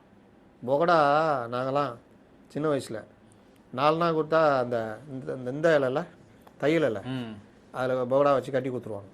4 இடத்துக்கு நேராக தேட்டருக்குள்ளே போவோம். இன்டர்வலில் நறுக்குன்னு இதை வெளில சாப்பிட்டோம். அங்கேயே குப்பையாக போட்டு போவோம். பான்பராக போட்டு ஏன்னா இவனுங்க பொழைக்கணுமே. அங்கே விற்கும். நடுவில் வருவான், சோடா உள்ளே உள்ளே சுற்றிட்டு போவோம். அப்படியே நடுவில் சில தேட்டருங்கள்லாம் கதவை திறந்து விட்ருவாங்க. படம் ஓட ஆரம்பிச்சுன்னா கதவை, நைட் ஷோலாம் இப்போ ஈவினிங் ஷோலாம் படம் ஓட ஆரம்பிச்சுன்னா கதவை திறந்து, எல்லாம் ஃபேன் தானே, கதவை திறந்து விட்டால் நம்மளுக்கு எப்போல்லாம் பாட்டு போகிறோன்னா அப்போல்லாம் பாதி டிக்கெட் வெளியே இருக்கும். மீதி டிக்கெட்டு ஏதாவது மூசு உருண்டை வாங்கி சாப்பிட்டுக்கின்னு டீயே குடிச்சிட்டு மறுபடியும் உள்ளே வரும். இந்த ஸ்டால் உள்ளே இருக்கும். இப்போனா அப்படியா இருக்குது. அதனால் பிளாக் டிக்கெட் வைக்கிறோம் அது இன்னும் பெருமை பேசிக்கின்னு எங்களை பாரு. அப்புறம் நாங்கள் வந்து எம்எல்ஏ வேலைக்கு வாங்கன்றீங்க. நாங்கள் வந்து எம்எல்ஏ வேலைக்கு வாங்கணும்னு சொல்கிறோம். நாங்கள் வந்து எந்த எம்எல்ஏன்னு தெரிஞ்சாதானே. எம்எல்ஏவே தெரில, அதில் அவருக்கு ஒரு பெருமை. எந்த எம்எல்ஏன்னு தெரில. அப்புறம் எப்படி செந்தில் பாலாஜி வரைக்கும் வந்துச்சு அது வழக்கு? 3 நாள் யோசிக்கிறாங்களாம். என்ன பதில் சொல்கிறது? டேய் நீ யோசிச்சு, டேய் என்னங்கடா துட்டு தரோம் மாதம் ஸ்ட்ராட்டஜி டீம்ன்றீங்க, ஏதாவது யோசிச்சு சொல்லுங்கப்பா. டேடிக்கே வந்து 2 நாளாக யோசிச்சிங்க அப்படின்னு. இதுதான் நிலமை. அதனால் இந்த எழுதி கொடுத்து படிக்கிறது, அப்புறம் அந்த வந்து கிரிஞ்சி டீம் வெளியே வச்சேன். இந்த ஜென்சி சின்ன பையங்க ஒருத்தன் தாவேக்காவா, அவன் தாவேக்கா கூட இல்லைன்ட்டான். சில கேள்விகளை நியாயமாக கேட்குறான், பதிலே சொல்ல முடியல. போன கவர்மெண்ட்டில் என்னங்க பண்ணீங்க? எல்லாரையும் பிடிச்சி உள்ளே போட்டிங்கல்ல. இதில் வந்து சாதாரணமாக ஒரு நடவடிக்கை எடுத்தாலே ஐயோ ஜனநாயக படுகொலை எல்லாம் பேசுகிறீங்களா? இதைத்தானே போன கவர்மெண்ட்டில் பண்ணிக்கிட்டே இருந்தாங்க. என் வாயை வச்சு கண்டபடி பேசுகிறவன், தனிநபர் தாக்குதல் பண்ணுறவன், பெண்களை இழிவாக பேசுகிறவன், நீ நடவடிக்கை எடுத்துக்கோ. இல்லாத பொய்யை சொல்கிறது, பிளாக்மெயில் பண்ணுறவனா உங்களை பண்ணிக்கோ. ஆனால் சாதாரணமாக பதிவு போட்டவங்க, அரசியல் ரீதியாக பதிவு போட்டவங்களாம் தூக்கி உள்ளே வச்சிங்களா இல்லையா? அந்த பையன் கேட்குறான், அதாகப்பட்டது அப்போ நீ ஒத்துக்கிறல்ல அப்படின்றான். அது தப்பு, ஜனநாயக படுகொலைன்றல்ல, அப்போ இதை நீ ஏன் சொல்ல மாட்டேங்கிறேன்னு கேட்குறான். திருப்பிக்கிட்டு என்ன கேட்கணும்? ஏப்பா அப்போ ஜனநாயக படுகொலை தானே, அப்போ நீ அந்த கட்சியில் இருக்கிற ஜென்சியா என்னான்னு கேட்டால் ஓடி வந்து எல்லாம் அப்படி இப்படின்னா ஜென்சியா.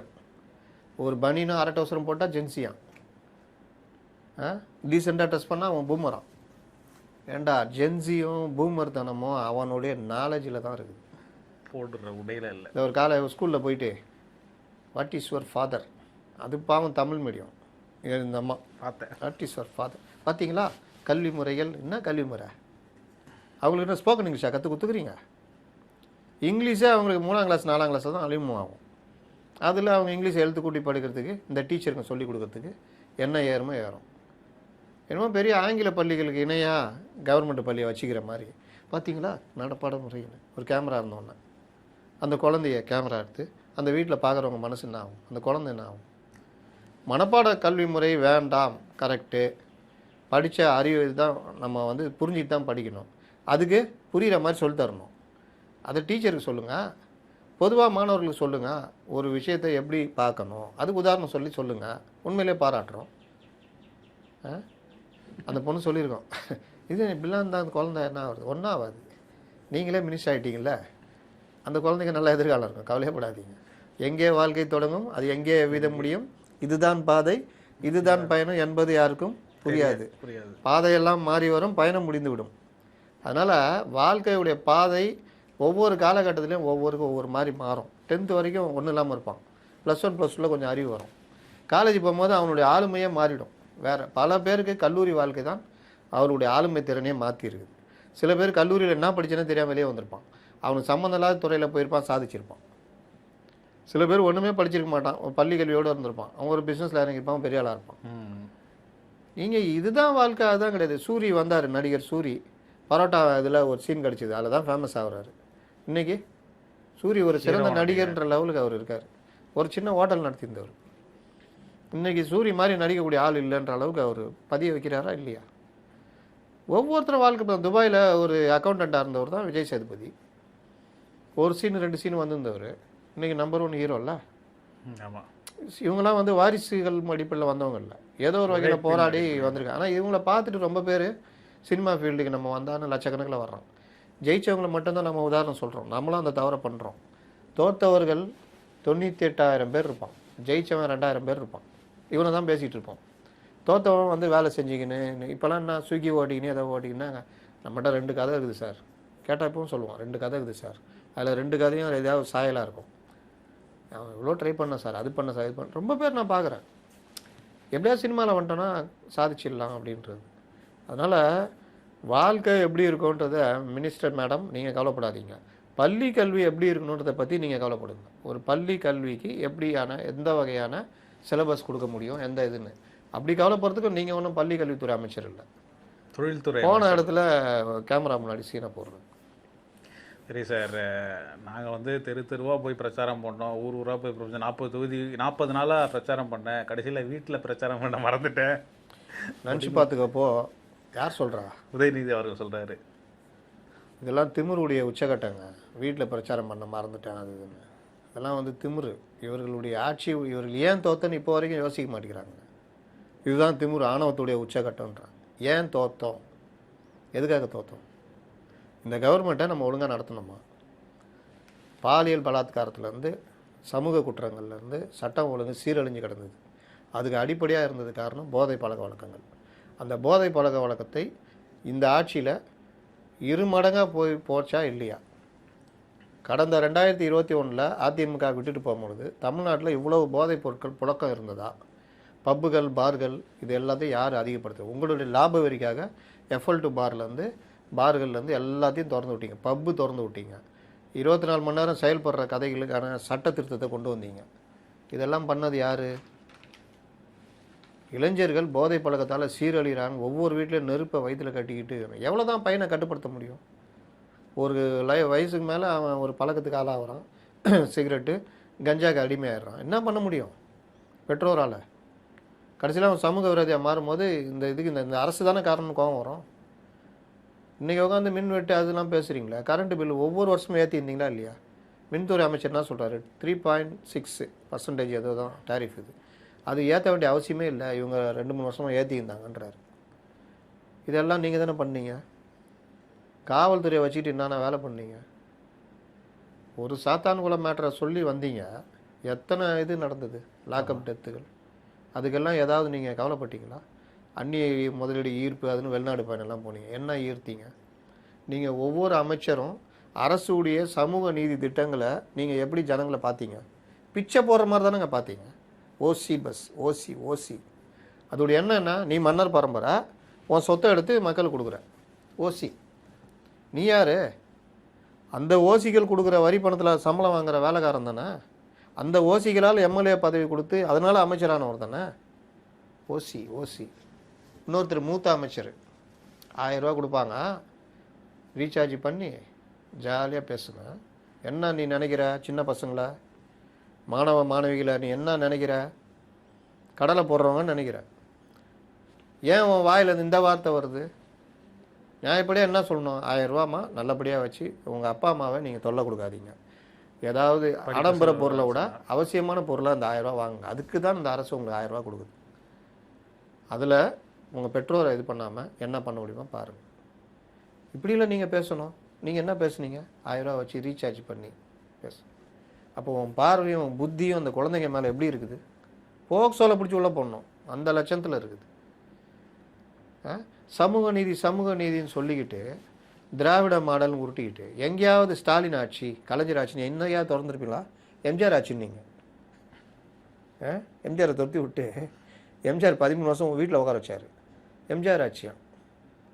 எம்ஜிஆர் எங்கள்கிட்ட தான் இருந்தார், உங்கள்கிட்ட தான் இருந்தார். எம்ஜிஆர்னால தான் நைனா வந்தார் ஆட்சிக்கு. அதுக்கப்புறம் திராவிட மாடல் இந்த ஸ்ட்ராட்டஜி டீமை வச்சுக்கிட்டு உங்களுக்காக நீங்களாக திருப்தி அடைஞ்சிக்கிட்டீங்க. இன்றைக்கி உட்காந்து வீடு வீடாக போகலன்றீங்களே, ஏன் போனோம்? அந்த 13 நாள் போராடினாங்களே, அந்த பெண்கள் கூட உக்காந்து சப்பனங்கால் போட்டு உக்காந்து ஒரு 5 நிமிஷம் பேசி அவர்களுக்கு குறைய கேட்டிருந்தா அவங்க வீட்டுக்குள்ளே நீங்கள் போயிருக்கலாம். உண்டா இல்லையா? அவர்களுக்கு குறை என்னங்க? 23,000 ரூபா சம்பளம் வாங்குகிறோம், 18,000 ரூபாவா புதுசாக வர கம்பெனி குறைக்கிறான். என்னங்க நியாயம்?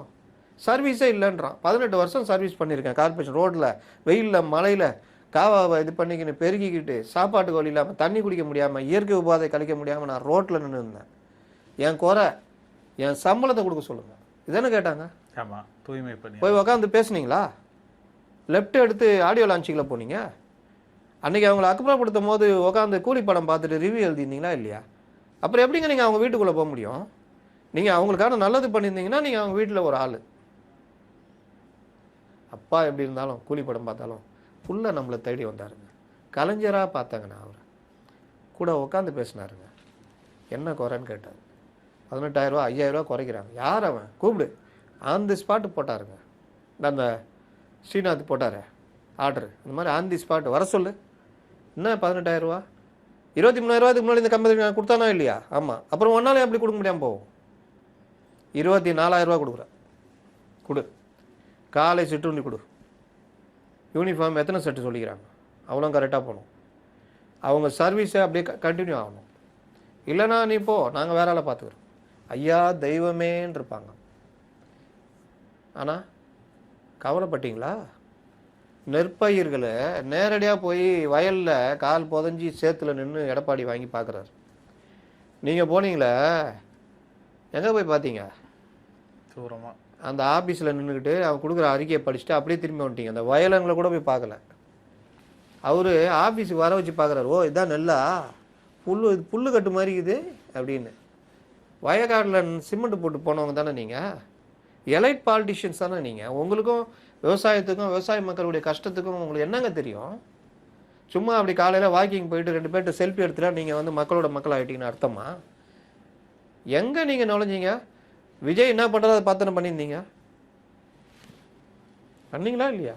ரேம்ப் வாக்கு, டவலு, கண்ணாடி தூக்கி போட்டால் கண்ணாடியை வாங்கி மாட்டிக்கிறது, செல்ஃபி எடுக்க வந்து அடிச்சிடுறது டபால்னு. அதுக்கப்புறம் பண்ணீங்களா இல்லையா? உங்களை சுற்றி ஒரு கூட்டத்தை காக்கா கூட்டத்தை தானே வச்சுருந்தீங்க. ஊடகங்களை உங்கள் கையிலேயே வச்சுருந்தீங்க. ஊடகத்தை சார்ந்தவங்களே உங்கள் கையில் வச்சுருந்தீங்க. அவங்கள வச்சுக்கிட்டு எப்படி உங்களுக்கு எப்போவுமே நல்ல வார்த்தையாக கேட்குறது? மன்னா மாதம் மும்மாறி பொழிகிறது, உங்களை போன்று இல்லவே இல்லை மன்னா. அப்படி இருக்கிறீங்களா மன்னா? இதுதானே அந்த காலத்தில் பண்ண மாதிரி. அப்புறம் எப்படி கெட்டது உங்கள் காதுக்கு வரும்? அரசுக்கு எதிராக உங்கள் காதுக்கு வரும்? இவ்வளோ தப்பையும் பண்ணிவிட்டு வீட்டுக்குள்ளே போகலையாம். எப்படி போவீங்க? எப்படி உங்களை சேர்ப்பாங்க? 200 எடுத்துகிட்டு போய் வீட்டு செலவு பார்த்த இடத்துல 500 கொண்டு போனாலும் இவ்வளோண்டு பையில் வாங்கிட்டு வர மாதிரி இருந்தால் அவங்கள எப்படிங்க மதிப்பாங்க? இந்த அரசுக்கும் சொல்கிறேன், நீங்கள் யாருக்கான அரசுன்னு முடிவு பண்ணிட்டு பண்ணுங்கள். மாற்றினீங்கன்னா வீட்டில் இருந்து தோற்றிடுவாங்க. ஒவ்வொரு வீட்லேயும் இருக்கிறனால அதெல்லாம் சும்மா ஒரு சான்ஸ் கொடுத்துக்கிறாங்க. அதுவும் 108 தான் கொடுத்துக்கிறாங்க. நீங்கள் பண்ணுறது நல்ல விஷயம். இது நல்லா பண்ணிங்கன்னா ஒவ்வொரு வீட்லேயும் ஃபோட்டோவில் இருப்பீங்க, எல்லாத்துலேயும் இருப்பீங்க. இன்றைக்கி இத்தனை வருஷம் கழிச்சு எம்ஜிஆர் ஃபோட்டோ இருக்குதா இல்லையாங்க? ஒவ்வொரு வீட்லேயும் தெய்வமாக குமரன் என்கிட்ட பேசுகிறாங்க. இன்றைக்கி எங்கள் வீட்டு சாமியாரையில் எம்ஜிஆர் படமும் வச்சுருக்கேன்றாங்க. ஏன் பண்ணார் அந்த மாதிரி? இதுதான் விஷயம். அதனால் எவனாவது எழுதி கொடுப்பாங்க, எதையாவது பேசுறது, கிண்டல் அடிக்கிறது, இந்த மக்களை திட்டுறது, அறிவு இல்லாமல் இருக்கிறாங்க. சிறுபிள்ளைத்தனமாக பண்ணிட்டாங்க. அவர் பெரிய ஒரு அப்படியே இவங்கெல்லாம் அப்படியே உங்களுக்குன்னு அப்படியே முத்துராமலிங்க தேவர் இவருக்கு எல்லாம் அப்படியே போடணும். இல்லை காகிதம் இல்லத்து படுத்துக்கிட்டே ஜெயிப்பார். உட்காந்துட்டு ஜனங்களை பற்றி கொஞ்சம் கூட கவலைப்படாமல் சினிமா பார்த்துக்கிட்டு இது பண்ணிட்டு நீங்கள் இன்னும் அந்த இது அடங்கலை பாருங்கள். தாவேகா பெரும்பான்மையிலே ஜெயிச்சதில் எங்களுக்கு மகிழ்ச்சி இல்லை தான். காரணம் திமுக கூட்டணியில் இருந்தோம். உதயநிதி ஸ்டாலின் சொன்னார், திருமாவளவன் சொன்னார். மேற்றொரு தோற்றம். ஐயோ, அவர் என்ன சொல்கிறான்னு தெரில. நீங்கள்லாம் உண்மையாக இருந்திருந்தால் தாவேகாக ஏன் போனேன் என்ன கேட்டுருக்கணுமா வேணாமா? கேட்க விடுவேமா நீங்கள்? காட்டு மன்னார் கோயிலில் சிந்தனை செல்வன் நிற்கணும், அவருக்கு தொகுதியை மாற்றி விட்டீங்க. அங்கே ஜெயிச்சவர் அவர். அங்கே போய் நான் நிற்கிறேன்னு அறிவிக்கிறீங்க. சரி, அப்புறமா ஸ்டாலின் வேணான்ட்டாராம். அதனால் நீங்கள் நிற்கலன்னு முடிவெடுத்தா இன்னொரு விசிகாக்காரருக்கு தான் நாங்கள் சான்ஸ் கொடுக்கணும். காங்கிரஸ்காரரை கொண்டு போய் அந்த சான்ஸ் கொடுக்குறீங்களா? யாரை கேட்டீங்க? இல்லை உங்களை தொண்டன் கேட்டால் விட்டுருவீங்களா? என்ன முடிவு யாரை கேட்டு எடுத்தீங்க? அந்த திமுக அழகிறாரு, அந்த ஆளூர் சாவனவஸ்காக அங்கே நிற்க வச்சுக்கலாம்ல. திமுக மனதால திமுக ஆகிட்டாருங்க அவர். அந்த மாதிரி கிட்ட வந்தாங்களே சார், இப்பவும் அப்படியா? பாருங்க இன்னும் கொஞ்ச நாளில் பாருங்கள். அப்போது இந்த மாதிரி விஷயங்களில் நீங்கள் யாரை கேட்டீங்க? இவரை தட்டி கேட்கணுமா தொண்டர்கள்? பாஜக ஏன் செல்லவில்லை, சென்றால் ஏன் செல்கிறீர்கள் என்றெல்லாம் கேட்கணுமா? அப்புறம் நாங்கள் திமுக கூட்டம் தாங்கிறோம், திமுக ஜெயிக்குன்னு தான் நாங்கள் ஆசைப்பட்டோம், திமுக ஜெயிக்கலன்றப்போ வருத்தப்பட்டாலும் இன்றைக்கி தாவேகாவை ஆதரிக்கிறோம். தாவேகாவில் நாங்கள் அமைச்சராக இருந்தாலும் நாங்கள் இப்போவும் வருத்தப்பட்டு தான் இருக்கோம், ஏன் தாவேகா ஜெயிச்சிச்சின்னு. இதை நாளைக்கு வேறு மாதிரி பேசுவார். இதை நம்ம என்ன சொல்கிறது? வருத்தப்பட்டீங்களே, அப்புறம் ஏங்க அங்கே போனீங்க?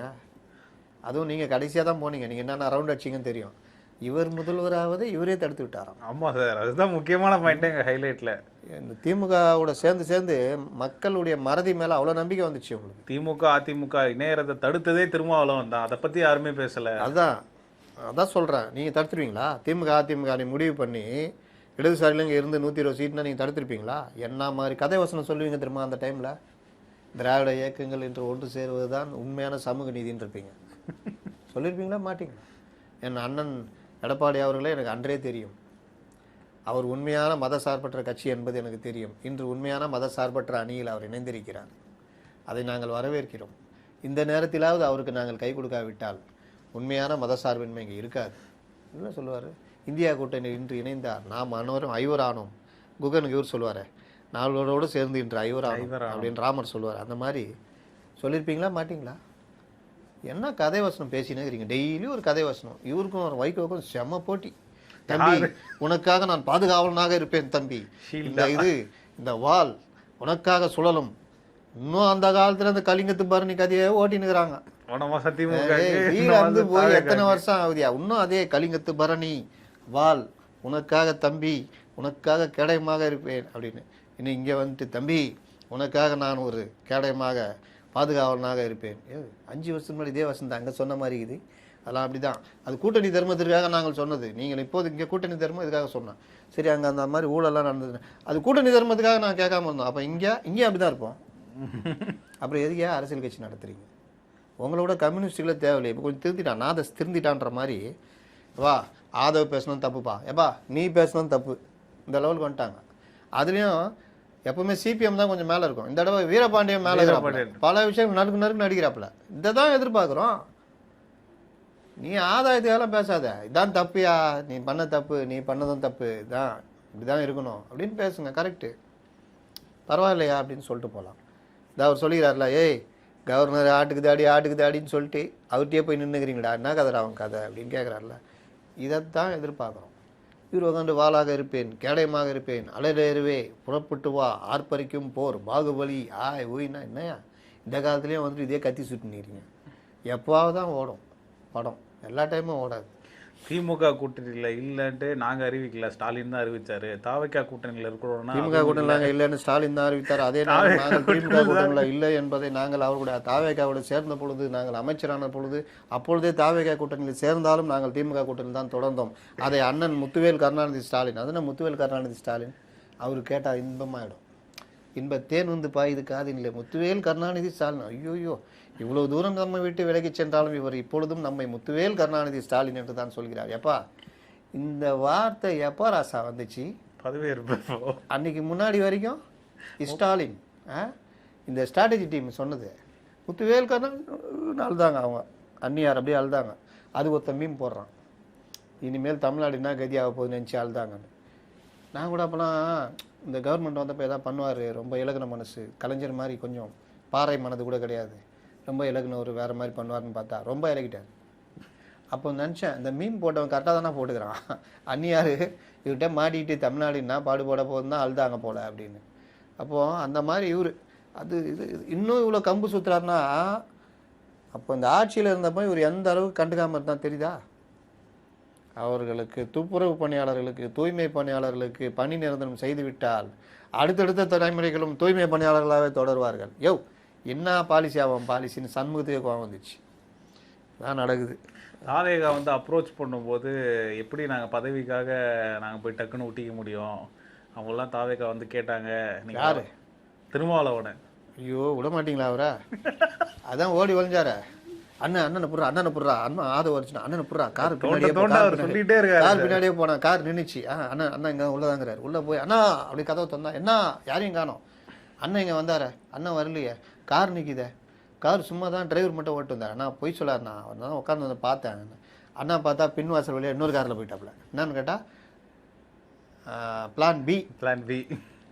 இவரை முதலமைச்சராகி இது பண்ணுறது மாட்டவே இல்லையா அண்ணன்? அவரும் போடுறாரு, நீங்கள் தொடர்பு கொள்ளும் வாடிக்கையாளர் தொடர்பு எல்லைக்கு வெளியே இருக்கிறாருன்றான். அண்ணா என்னன்னா, நாளைக்கு வேறு கவர்னர் கேரளா கிளம்பி போயிட்டாருன்னா அப்புறம் ஏதாவது பண்ணுவாங்க, நான் வேறு விஜய்கிட்ட சொல்லிட்டேன், அண்ணன் எனக்கு ரொம்ப நெருக்கன்ட்டு. மறுபடியும் போடுறான், நீங்கள் தொடர்பு கொள்ளும் வாடிக்கையாளர் 2 கார் மாற்றி தொடர்பு எல்லைக்கு வெளியே இருக்கிறார். மறுபடியும் போடு, நீங்கள் தொடர்பு கொள்ளும் வாடிக்கையாளர் உங்களை புறக்கணித்து விட்டார். ஐயோ புறா, காலையில் 10 மணிக்கு நைட்டு ஃபுல்லாக பார்த்து இடதுசாரிகளை இவங்க காண்டாக்ட் பண்ணுறாங்க. என்ன சொல்கிறீங்க சண்முகம்? நீங்கள் தொடர்பு கொள்ளும் வாடிக்கையாளர் டெல்லி தலைமையின் கட்டுப்பாட்டில் இருக்கிறார். முடிஞ்சுதா? ஐயோ என்னடா பண்ணுறது? சரி சார், இப்போ வேறு சொல்லுங்கள் சார், நான் போயிடுறேன். எல்லாம் போயிட்டானுங்க, கடைசியில் நானாக போயிடுறேன் சார், அந்த தம்பி வேறு ஒன்றும் நம்பிக்கிட்டு இருக்குது, அதை வச்சுனா. சரி போங்க, என்ன பண்ணுறது? அங்கு சென்று நன்றாக பணியாற்றி வருவீர்களாக, அவ்வப்பொழுது நம்முடைய கொள்கைகளை நிலைநாட்டுவீர்களா? என்ன நீ சொல்லணுமாண்ணா? அதுதானா? அதுக்கப்புறம் தான் காலையில் மத்தியானம் 4 மணிக்கு இந்த ராஜாதிராஜா படத்தில் வர மாதிரி லெட்டர் கொடுக்க, இவங்க தூக்கு தண்டனை நிறுத்துகிற வேகத்தில் இவங்க வண்டியை ஓட்டி போய் கவர்மெண்ட்டை போய் அப்பப்போ 7 மணிக்கு ஃப்ளைட்டு கிளம்பு, இன்றைக்கெலாம் வாங்க முடியாது, ஹவுஸ்ஃபுல் அப்படின்ற மாதிரி. சின்ன வயசில் எனக்குலாம் ஞாபகம் இருக்குது, ஆண்டவனே நாகூர் ஆண்டவரே, டிக்கெட்டு கிடைக்கணும் நாகூர் ஆண்டவரேன்னு கரெக்டாக கையை நீட்டும் போது டம்முக்குன்னு மூட்டுவோம், அண்ணா ஹவுஸ்ஃபுல்லு, ஆண்டவா நாகூர் ஆண்டவா கை விட்டிய அப்படின்னு. அந்த மாதிரி கை விட்டா அதுக்கப்புறம் பேசி கீசி மறுபடியும் ஆண்டவர் கூப்பிட்டாரு, ஆளுநர் கூப்பிடலண்ணா. அதனால் பேசுகிற ஒரு காலம் திரும்ப காலம், கேட்கறது நம்ம காலம், என்ன பண்ணுறது? காதுகள் பாவம் இல்லையா? இப்படியா மாற்றி பேசுறது. சென்னை மாநகராட்சி வந்து கடும் நிதி நெருக்கடியில் இருக்குது. இப்போதான் தெரியுதாம்மா? இன்னைக்கு தான் சொல்லியிருக்காங்க, இவங்க ஆட்சி மாறினோன்னா நிதி நெருக்கடி அது இதுன்னு உருட்டுறாங்க. ஒப்பந்ததாரர்களுக்கு சொத்து வரி ஏற்ற போகிறாங்க. ஆமாம், கிட்டத்தட்ட சொத்து வரி ஏற்று பண்ண போகிறாங்க. தமிழக அரசு மாநகராட்சி விவகாரங்களில் எங்கெங்கெல்லாம் லூப் ஹோல் மூலியமாக நிதி வீணாக செலவழிக்கப்பட்டது அது எல்லாத்தையும் திரட்டி பல விஷயங்கள் பண்ணி கார்பரேஷனை மீட்டெடுக்கிற வேலை பண்ணணும். இது ரொம்ப முக்கியம். முதல்வர் கீழே இருக்குது அந்த துறை, அதனால் கொஞ்சம் கவனம் செலுத்துங்க. முடிஞ்சால் அந்த மேயரை வீட்டுக்கு அனுப்பிச்சிட்டு வரதா அதான் நான் கேட்கலான்னு வந்தேன். 2000 கோடி கிட்டத்தட்ட ஒப்பந்ததாரர்களுக்கு மட்டுமே கொடுக்குது. 450 கோடி ரூபா துப்புரவு தூய்மை பண்ணாதது தான் கொடுக்கணுமா? பேலன்ஸ் வைக்கணும். இப்போ டாஸ்மார்க் அந்த டெண்டர் இது வந்து எக்ஸ்டெண்ட் அந்த பாருக்கு விதி வகுக்கிறதுக்கு டைம் வேணுங்க. அதனால் பாரை மூடிட்டா குடிமகன் தான் ஆகும். அதனால் கொரோனாவில் இல்லையா சார்? கொரோனா பீரியடில் இல்லையா? அப்போ குடிமகன் பட்ட கஷ்டம் உங்களுக்கு என்ன தெரியும்? தலைகீழே இருந்தான், வீட்டுக்குள்ளேயே தலைகீழே இருப்பான். அதனால் அந்த அந்த அந்த விதிகளை வகுத்து புது டெண்டர் போடுற அந்த கேப் ஒரு மாதம் நீட்டிச்சு கொடுக்குற மாதிரி. 1 மாதம் நீட்டிச்சு கொடுக்குற மாதிரி. 1 மாதமாக நான் டைம் கால அளவு எனக்கு தெரில. நீட்டிச்சு கொடுக்குற மாதிரி ஐடியா இருக்குது, பார்ப்போம். சரி சார், இன்னும் 1 வருஷத்துக்கு வந்து தாவேகாவை வந்து டிஸ்டர்ப் பண்ணாதீங்கன்னு அண்ணாமலை அவர்கள் வந்து சொல்லியிருக்காரு. அவர் ரொம்ப அண்ணாமலையால் அது முடியாது, 1 வருடமெல்லாம் தாங்காது, பார்ப்போம். 6 மாதமே தாங்காது. அதனால் அண்ணாமலைலாம் வாய் திறந்தோம். அண்ணாமலைக்கு பிரச்சனையாக இருக்கும். இன்னும் 3 வருஷம் கூட கேப் விட்டு பண்ணலாம் அப்படின்னு பார்ப்போம் என்ன பண்ணுறாருன்னு. பொறுத்திருந்து பார்ப்போம். வேறு ஏதாவது கமிச்சிக்கலாமா? ரொம்ப கருத்துக்களை பதிவு பண்ணீங்க. மீண்டும் நேர்களை சந்திப்போம். நன்றி சார். இந்த வீடியோ உங்களுக்கு பிடிச்சிருக்குன்னு நம்புகிறோம். மேலும் இந்த மாதிரி பல விஷயங்களை தெரிஞ்சுக்க மைக்கேம் சேனலை தொடர்ந்து சப்ஸ்கிரைப் பண்ணி எங்களுக்கு ஆதரவு கொடுங்க. மைக்கேம் என்டர்டைன்மெண்ட் சேனலுக்கும் தொடர்ந்து உங்கள் ஆதரவு கொடுத்துட்டு வாங்க. அடுத்த வீடியோவில் சந்திப்போம். நன்றி.